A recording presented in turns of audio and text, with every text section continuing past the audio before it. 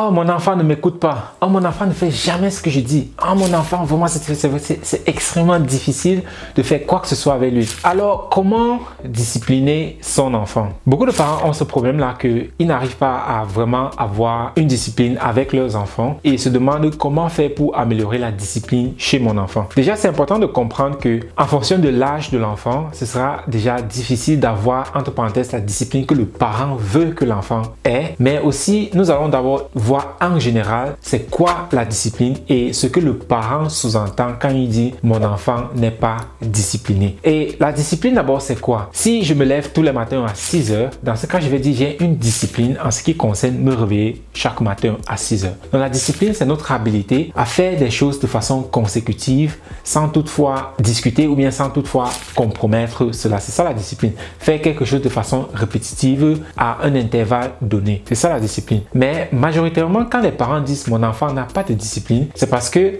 l'enfant ne fait pas ce que le parent veut. C'est majoritairement ça. Quand le parent dit tais-toi, sors d'ici, va dans ta chambre, je t'ai demandé de faire tes devoirs. Quand l'enfant ne réagit pas comme le parent aimerait, alors majoritairement le parent dit mon enfant n'a pas de discipline. Mais ce que toi en ce moment-là tu appelles discipline, c'est plutôt tu aimerais que ton enfant soit comme une marionnette de telle sorte que tu puisses contrôler ton enfant comme tu veux. C'est pas ça la discipline. Mais si toi tu es ce parent-là qui ne veut pas manipuler ton enfant comme une marionnette, mais tu aimerais que ton enfant ait une discipline, alors ce que tu dois déjà commencer à faire, c'est d'avoir une discipline. Oui, est-ce que toi le parent, est-ce que toi-même tu es discipliné? Parce que c'est très important. Les parents, majoritairement, on pense que mon enfant doit faire ce que je dis, mais pas ce que moi je fais. Mais imagine-toi, tu te retrouves dans un pays, par exemple la Chine ou bien le Japon, ou bien tu te retrouves tout simplement dans une localité où on parle une langue que tu ne connais absolument pas. Des personnes viennent vers toi, ils parlent et puis se mettent à rire. Quelle est ta première réaction? Tu ris aussi. Mais si la personne te dit fous le camp d'ici, qu'est-ce que tu fais là? Tu sais pas qu'on va te tuer? Pour toi, étant donné que tu ne comprends pas ce qu'il est en train de dire, directement tu mimiques ce qu'il est en train de faire. Donc tu te mets aussi à rire. Waouh, qu'est-ce qu'il est en train de dire? Je ne sais pas, mais bon, je ris aussi. C'est comme ça que les enfants apprennent. Donc quand ils sont encore petits, ils n'ont aucune compréhension des mots que nous adultes nous utilisons. Et par conséquent, ils sont majoritairement seulement en train de mimiquer ce que nous faisons. Donc avec tes enfants, surtout quand ils sont encore jeunes, avec tes enfants, c'est pas ce que tu les dis qui est important, mais c'est comment est-ce que toi tu te comportes qui est important. Donc si tu aimerais que ton enfant soit plus discipliné, est-ce que toi-même tu es discipliné? Si tu aimerais que ton enfant soit plus poli, est-ce que toi-même tu es poli? Parce que c'est de toi qu'il est en train de copier cela. Parce que t'es-tu déjà retrouvé dans une situation où ton enfant a sorti un mot et puis tu te dis mon Dieu, mais où est-ce que l'enfant a pris ceci? Et puis tu te rends compte que c'est un mot que tu as dit comme ça un jour et il était à côté de toi. Directement il a copié cela et puis lui il le répète. Mais il ne sait pas ce que ça veut dire. Il répète juste parce que maman l'a dit ou bien papa l'a dit. Donc c'est très important si tu veux quelque chose de ton enfant, commence déjà toi-même par le faire parce que c'est de toi qu'il va apprendre. Et à cette analogie-ci, prends un miroir et puis mets-toi devant un miroir et puis étudie la réflexion de ce miroir. Et puis commande cette réflexion-là du miroir, par exemple à s'asseoir. Donc toi tu es debout devant un miroir et puis la personne qui est dans le reflet, c'est toi, demande à ton reflet de s'asseoir et puis toi tu restes debout. Tu vois que c'est impossible. Mais si tu veux que ton reflet s'asseye, tu n'as même pas besoin de dire assieds-toi, tu n'as que besoin de t'asseoir et puis ton reflet va s'asseoir. Donc les enfants sont comme un miroir. Oui, les enfants sont comme un miroir. Donc tout ce qu'ils font, c'est ils copient ce que toi tu fais comme un miroir. Donc si tu aimerais que ton enfant développe plus de discipline, regarde déjà dans ta vie. Parce que tu me dis, ouais, mais moi je vais toujours lire à 21h.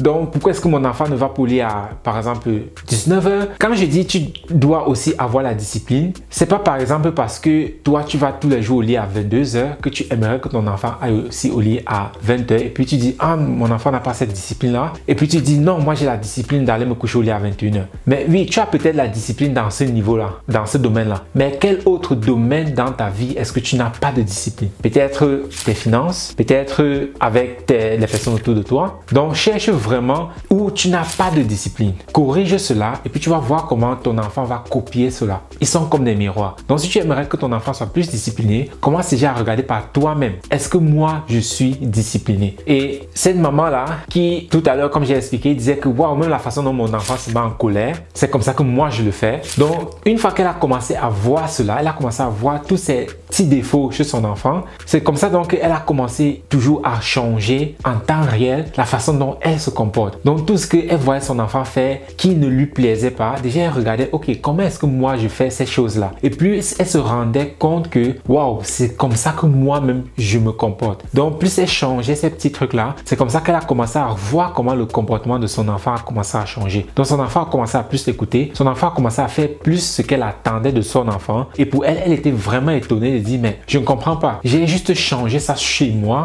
mais je vois comment c'est en train de changer chez mon enfant. Oui, c'est parce que ton enfant, il est comme ton reflet dans un miroir. Il copie seulement ce que toi, tu es en train de faire. Pourquoi? Parce qu'il n'a pas encore la compréhension que nous adultes, nous avons. Et maintenant, supposons que toi, tu es ce parent-là qui travaille sur toi, qui a fait toutes ces choses-là, que toi-même, tu es discipliné dans tous les domaines de ta vie. Mais malgré cela, ton enfant n'a pas la discipline que tu attends de ton enfant. Ici, maintenant, alors, c'est important. Comme j'ai dit, les enfants n'ont pas le vocabulaire, ils n'ont pas encore les mots pour comprendre notre langage. Donc, si tu aimerais que ton enfant améliore sa discipline concernant un domaine, ne lui dis tout simplement pas que, par exemple, tais-toi, ne crie pas quand des personnes sont avec nous, ne crie pas quand nous sommes dans un restaurant. Si vous aimeriez, par exemple, améliorer ces habitudes-là chez vos enfants et que, comme j'ai dit, vous-même, vous avez déjà vérifié que vous-même, vous ne faites pas des choses comme ça dans tous les domaines de votre vie, ça, c'est la première chose la plus importante. Alors maintenant, la suivante, c'est d'expliquer pourquoi vous dites cela à l'enfant. Oui, ça, c'est extrêmement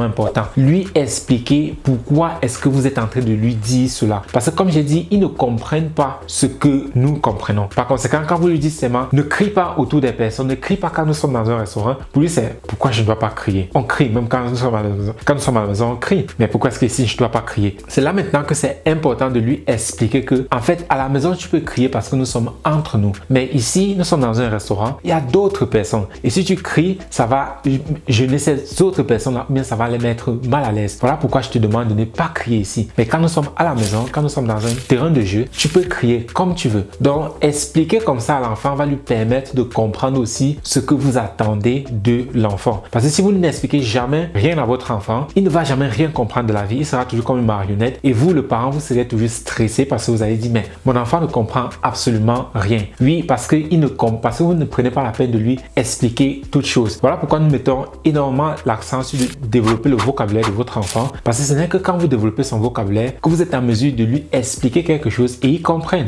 Parce que si votre enfant n'est pas en mesure de comprendre quoi que ce soit, quel qu'en soit le nombre de temps que vous lui expliquez quelque chose, il ne va jamais comprendre. Donc quand moi je dis ceci, c'est en fonction de ce que nous faisons. Parce que une fois qu'on aide l'enfant à développer son vocabulaire, ça devient plus facile pour lui d'avoir une conversation avec le parent. Ça devient plus facile pour le parent d'expliquer à l'enfant pourquoi le parent ne veut pas ABC de l'enfant. Et ça, c'est ce que nous voulons ou bien ce que nous attendons en ce qui concerne la discipline ou bien le bien-être ou bien développer le plein potentiel d'un enfant.